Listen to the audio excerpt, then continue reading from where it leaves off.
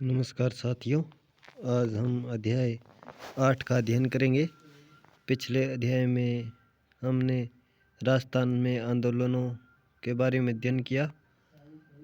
आज हम अध्याय 8 आज़ादी से पूर्व राजस्थान में सामाजिक शैक्षणिक सुधार के बारे में पढ़ेंगे। इस अध्याय का नाम है आज़ादी से पहले राजस्थान में सामाजिक एवं शिक्षा के प्रति कौन कौन से सुधार किए गए, इसके बारे में अध्ययन करेंगे। आखा तीज अक्षय तृतीया पर हुए विवाह की खबर सुनकर जूही ने इसका कारण अपनी माँ से पूछा। माँ ने जवाब दिया, यह हमारे रीति रिवाजों और परंपराओं का हिस्सा रहा है, पर धीरे धीरे इसमें बदलाव हुए हैं और लोगों की समझ इस दिशा में बननी शुरू हुई है।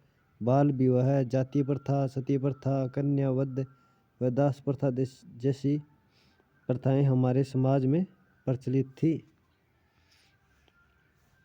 प्राचीन काल में समाज में वर्ण व्यवस्था पर आधारित जातिगत स्वरूप विद्यमान था, जो श्रम और कार्य विभाजन पर आधारित था। सकारात्मक व्यवस्था थी। धीरे धीरे इसका स्वरूप बदला और यह पूर्ण रूप से जन्म आधारित बन गई। इसमें धीरे धीरे नकारात्मकता का समावेश भी हुआ। हम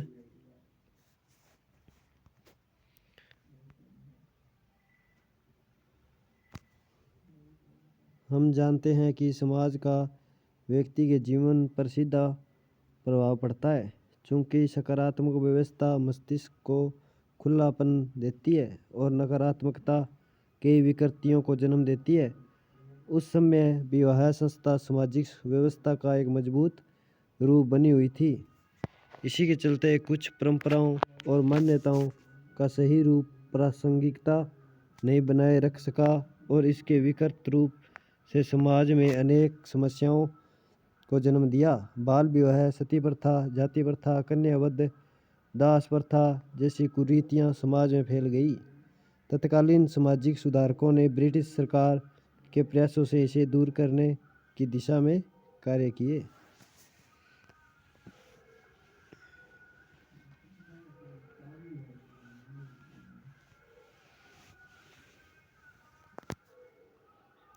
सामाजिक सुधार। राजस्थान में सन 1818 से 1947 तक ब्रिटिश शासन का प्रभाव रहा।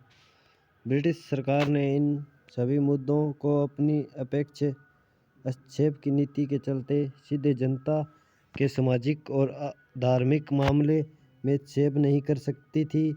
इसलिए पहले आवश्यक सुधारों से जुड़े महत्वपूर्ण पक्ष जैसे शिक्षा को लेकर सामाजिक सुधार के क्षेत्र में कार्य करने का प्रयास किया। स्वामी विवेकानंद और दयानंद सरस्वती के प्रयास राजस्थान के लिए बेहद महत्वपूर्ण रहे। रियासत काल में राजपूताना के विभिन्न शासकों ने भी सामाजिक कुरीतियों को दूर करने का प्रयास किए।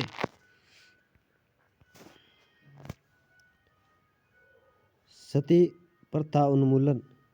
सती प्रथा राजस्थान में कुछ क्षेत्रों में भी प्रचलित थी। मध्यकाल में मोहम्मद बिन तुगलक और अकबर ने भी इस प्रथा को रोकने के प्रयास किए।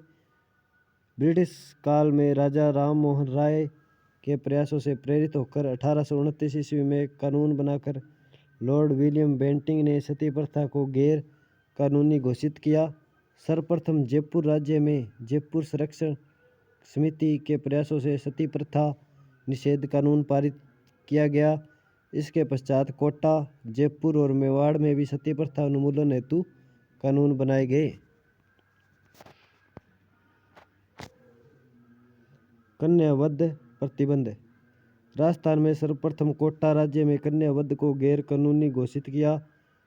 इसके पश्चात बीकानेर, जोधपुर, जयपुर, उदयपुर और अलवर राज्यों ने इस प्रथा को गैर कानूनी घोषित किया। बाल विवाह एवं अनमेल विवाह निषेध कानून।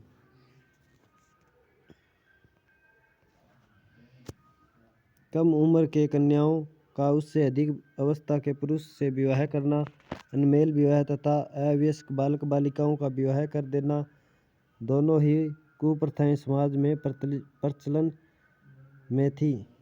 इससे बालक बालिकाओं में शारीरिक और मानसिक स्वास्थ्य पर विपरीत प्रभाव पड़ता था, जो प्रगतिशील समाज के लिए उपयुक्त नहीं था। राष्ट्रीय स्तर पर अनमेल व बाल विवाह जैसी कुप्रथाओं को रोकने के लिए समाज सुधारक दयानंद सरस्वती ने आवाज़ उठाई। 10 दिसंबर 1903 में अलवर रियासत ने बाल विवाह और अनमेल विवाह निषेध कानून बनाया। दास प्रथा उन्मूलन। भारत में दास तथा प्राचीन काल से अस्तित्व में थी। राजस्थान भी इससे अछूता नहीं रहा। मुगलों के आगमन के बाद इस प्रथा को और बढ़ावा मिला। दासों की संख्या के आधार पर कुल और परिवारों की प्रतिष्ठा एवं उच्चता का आकलन होने लगा था। ये शासक सामंतों एवं धनिकों के यहाँ सेवा शुश्रूषा के लिए रहते थे। इनकी सामाजिक स्थिति अच्छी नहीं थी। इस प्रथा को चाकर या हाड़ी के रूप में समझा जा सकता है। इसे समाप्त करने हेतु अंग्रेजों द्वारा 1833 ईस्वी के चार्टर अधिनियम द्वारा समाप्त किया गया। डायन प्रथा निर्मूलन। राजस्थान में कुछ जातियों में स्त्रियों पर डाकन होने का आरोप लगाकर उन्हें मार डालने की कुप्रथा व्याप्त थी। यह अंधविश्वास पर आधारित थी। मेवाड़ और कोटा राज्यों में इन प्रथा का प्रचलन अधिक था। 1853 ईस्वी में डाकन प्रथा की जानकारी मिलने पर एजीजी राजपुताना ने इस अमानवीय प्रथा को प्रतिबंधित करने हेतु कानून बनाने के लिए रियासतों के शासकों पर दबाव बनाया एवं कुछ रियासतों द्वारा इस प्रथा को गैर कानूनी घोषित कर दिया गया। शैक्षणिक सुधार। भारतीय समाज में प्राचीन काल से ही शिक्षा का महत्व रहा है। प्राचीन काल में शिक्षा के मुख्य केंद्र घरेलू शिक्षा, गुरुकुल विद्या, आश्रम, उपाश्रय पाठशाला, मकतब और मदरसे, मठ आदि रहे हैं। परिवार प्राथमिक और व्यावसायिक शिक्षा के प्रमुख केंद्र होते थे।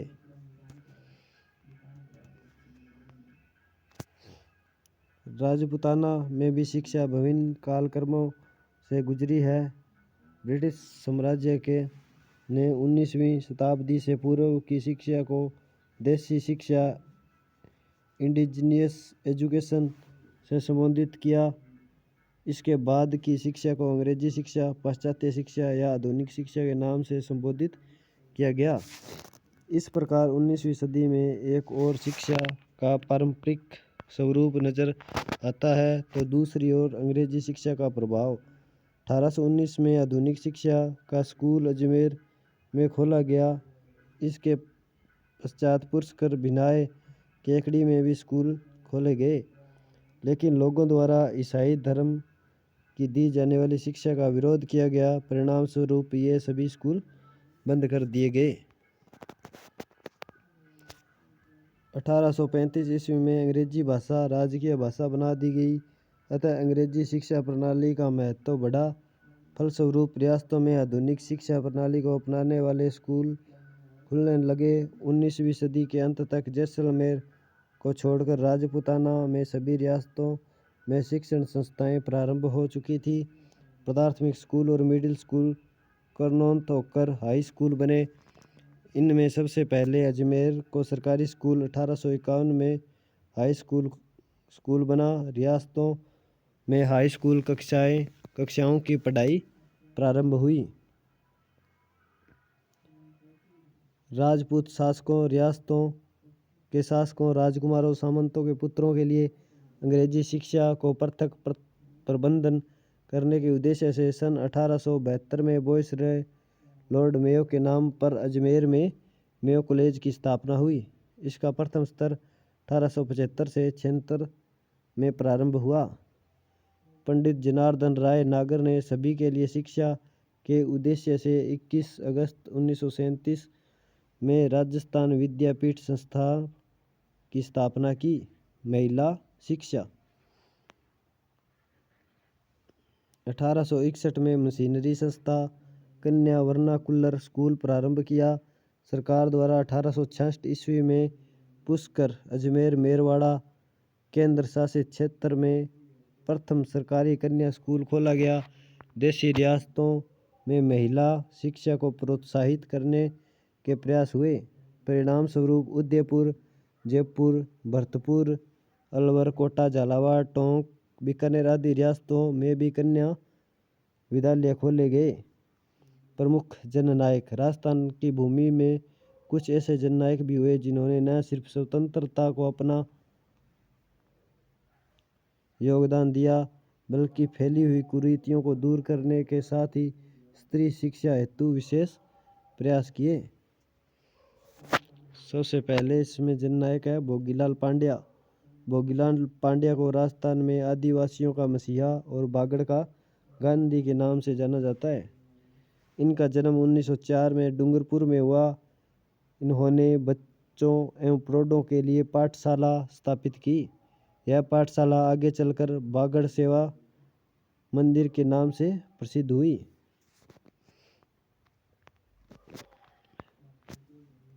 नाना भाई खाट भील थे और सेंगा भाई व काली बाई। डूंगरपुर राज्य में जनजागृति हेतु सेवा संघ द्वारा पाठशालाएं खोली गई। राजस्थान के पुलिस अधिकारी ने नाना भाई को पाठशाला बंद करने के लिए कहा। उनके मना करने पर उनकी हत्या कर दी गई। नाना भाई के शहीद होने के बाद पाठशाला के दूसरे अध्यापक सेंगा भाई को भी फौज ने क्रूरता से पीटा और उन्हें वाहन के पीछे घसीटकर ले जाने लगे। किसी ने इसका प्रतिरोध नहीं किया, लेकिन 13 वर्षीय भील बालिका कालीबाई ने, जो खेत में घास काटकर आई थी, भीड़ को चीरते हुए वाहन के पीछे बंधे सेंगा भाई को रस्सी से दरांती से काट दिया और उन्हें बचा लिया। वाहन में बैठे फौजी ने कालीबाई पर गोली चलाकर हत्या कर दी। अल्पायु में यह बालिका शहीद हो गई। नाना भाई खाट, सेंगा भाई, कालीबाई के त्याग ने शिक्षा की स्थिति को मजबूत करने में महत्वपूर्ण भूमिका निभाई।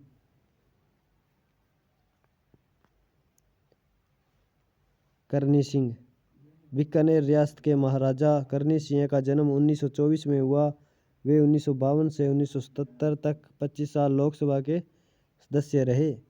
इनके द्वारा बालिका शिक्षा के लिए सराहनीय प्रयास किए गए। सह शैक्षणिक गतिविधियों में उन्नयन हेतु खेल कूद, निशानेबाजी आदि को प्रोत्साहित किया एवं छात्रवृत्ति की शुरुआत भी की। हीरालाल शास्त्री। हीरालाल शास्त्री का जन्म 24 नवंबर 1899 जोबनेर, जयपुर में एक कृषक परिवार में हुआ।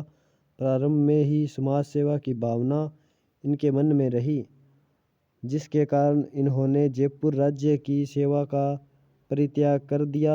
सन 1929 में इन्होंने दूरस्थ एवं पिछड़े गांव वनस्थली को अपना कार्य क्षेत्र चुना। यहाँ इन्होंने जीवन कुटीर नामक संस्था की स्थापना की, जहाँ समर्पित सामाजिक ग्रामीण कार्यकर्ताओं को रोजगार और ग्रामीण क्षेत्र को पुनः रचना हेतु प्रशिक्षण दिया गया। ये आगे चलकर प्रजामंडल में भी सक्रिय रहे। 1948 में जयपुर स्टेट के एवं 30 मार्च 1949 को राजस्थान के प्रथम मुख्यमंत्री बने। अपनी पत्नी के साथ मिलकर महिला शिक्षा को बढ़ावा देने के लिए वनस्थली विद्यापीठ की स्थापना की। रत्ना शास्त्री। रत्ना शास्त्री को महिला शिक्षा के क्षेत्र में उल्लेखनीय योगदान देने वाली महिला के रूप में जाना जाता है। इन्होंने वनस्थली विद्यापीठ की स्थापना की। महिला एवं बच्चों के शिक्षा के क्षेत्र में उल्लेखनीय कार्य करने के कारण इन्हें कई सम्मान मिले, जिनमें पद्मश्री, पद्म भूषण एवं जमनालाल बजाज अवार्ड प्रमुख है।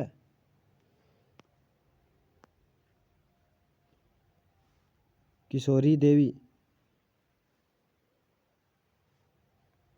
किशोरी देवी स्वतंत्रता सेनानियों एवं सामाजिक कार्यकर्ता थी। इसका जन्म दुलारों का वास झुंझुनू जिले में हुआ था। 1938 में इसके पति श्री सरदार हरलाल सिंह को वहाँ के जागीरदार ने झूठे मुकदमे में फंसाकर कारावास में डाल दिया। इसके खिलाफ किशोरी देवी ने आंदोलन चलाया। महिलाओं का समूह बनाकर जयपुर में सत्याग्रह भी किया। महिलाओं के उत्थान के लिए समाज सुधार और स्वतंत्रता आंदोलन में भी भाग लिया।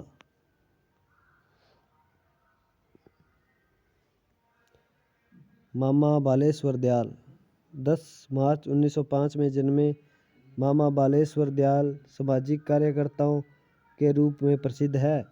इन्होंने भील जनजाति विशेषकर राजस्थान एवं मध्य प्रदेश के लोगों के लिए काम किया। इसके लिए उन्होंने जल जंगल व जमीन आंदोलन चलाया। शब्दावली देखिए साथियों। उन्मूलन का मतलब समाप्त करना। प्रबुद्ध का मतलब बुद्धिजीवी ज्ञानवान।